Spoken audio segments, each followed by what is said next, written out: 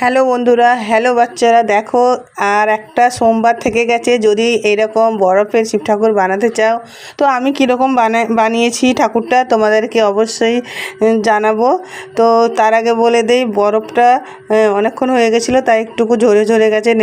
প্রথমে খুব সুন্দর হয়েছিল। তো দেখো বরফেরটা আমি প্রচুর নাড়া দিচ্ছি, পড়ছে না, যেন আঠা দিয়ে চিটানো হচ্ছে না, আমি আঠা দিয়ে চেটাইনি। তো বন্ধুরা, যখন তোমরা করবে এটা বরফ হয়ে যাবে, যখন বসাবে তখন সেই বসানোর জায়গায় একটু লবণ দিয়ে দিবে। লবণ দিয়ে দিলে দেখবে আঠার মতন চিটিয়ে যাবে। তো তুমি যেরকম করো না কেন পড়বেই না আর সরবেই না। তো বন্ধুরা, এরকম করে বানাও। আর একটা সোমবার থেকে গেছে, সবাই এরকম বরফের শিব ঠাকুর বানিয়ে, ভোলেনাথ বানিয়ে ভিডিও বানাও। এই ভিডিওগুলো ফরিউতে চলছে, এখন ভাইরাল হচ্ছে।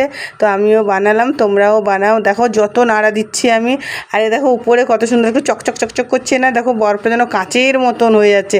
আমি কি করেছিলাম জানো, ইউটিউবে দেখেছিলাম যে গরম জল দিয়ে ফ্রিজে বসালে, জলটা একটু ঠান্ডা করে নিয়েছিলাম, ঠান্ডা করে ফ্রিজে ঢুকিয়েছিলাম, তাই এরকম কাচের মতন চকচক হয়ে। তো কেমন লাগলো ভিডিওটা কমেন্ট করো।